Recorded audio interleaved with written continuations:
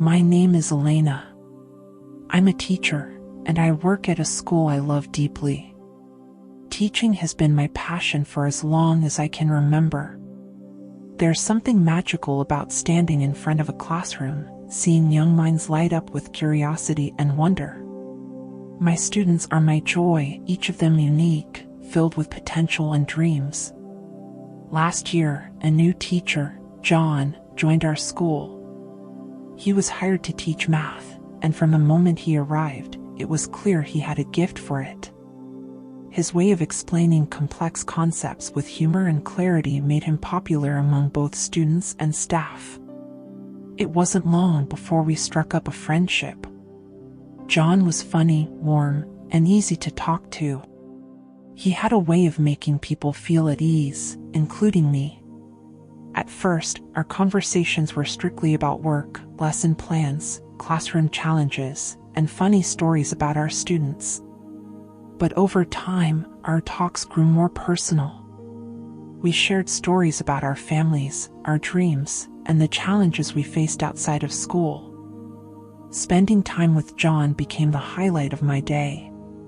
Lunch breaks stretched into long conversations, and soon, I found myself looking forward to every moment we could steal together.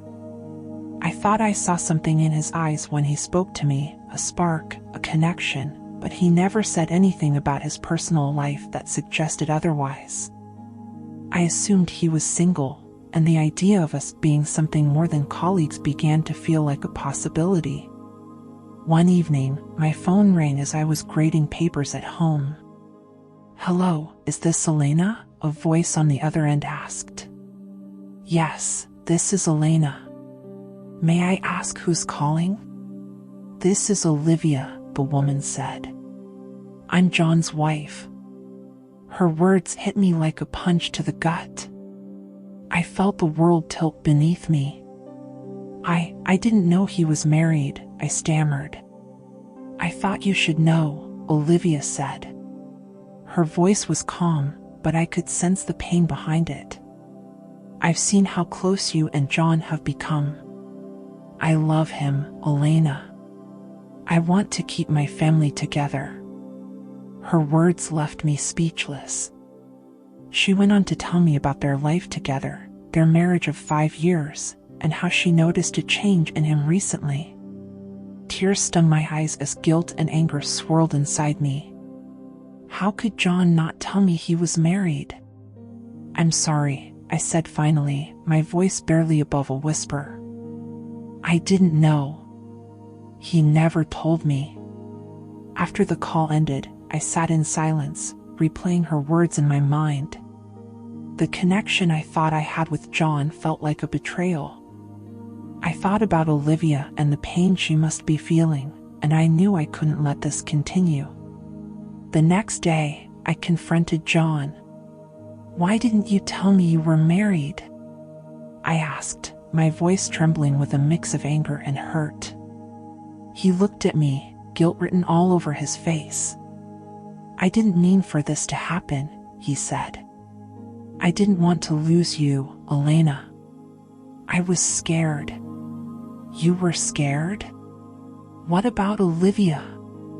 What about your family?" I asked, my voice rising. "I care about you," he said softly. "I didn't want to hurt you."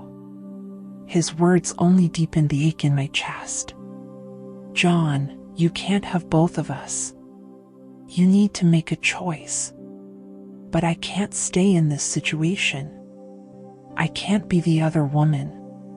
I walked away, tears streaming down my face, feeling both heartbroken and relieved. I knew I had made the right decision, but it didn't make the pain any easier to bear. The following days were some of the hardest of my life. I threw myself into my work, focusing on my students and leaning on my friends for support. They reminded me of my strength, encouraging me to move forward. Still, every quiet moment was filled with memories of John, his laughter, his smile, the way he made me feel. I thought about Olivia often. Her words haunted me. She loved John deeply and wanted to save their marriage. I didn't want to be the reason her family fell apart. One evening, I decided to meet with Olivia. I wanted to apologize and assure her that I had ended things with John. We met at a park, and I was struck by her grace and vulnerability. She shared her fears about her marriage, and I listened, offering her the little comfort I could. "You're a strong woman," I told her. "Talk to John. Be honest with him about how you feel. You both deserve to be happy." She nodded, tears glistening in her eyes. "Thank you, Elena. You didn't have to meet me, but you did, and I appreciate it more than I can say." That conversation brought me some peace. It was clear that Olivia loved John and was willing to fight for their relationship. I realized that staying in the same city, seeing John every day, would make it impossible for me to move on.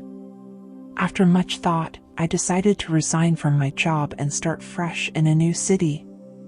On my last day at school, I said goodbye to my students. Their hugs and sweet words brought tears to my eyes. "We'll miss you, Ms. Elena," they said, their little voices filled with emotion. As I packed my belongings, I felt a mix of sadness and hope. I was leaving behind a job and people I loved, but I knew it was the right decision. I needed a fresh start, a chance to heal and rediscover myself. In my new city, I found a teaching position at a wonderful school. The staff welcomed me warmly, and I began to build a new life.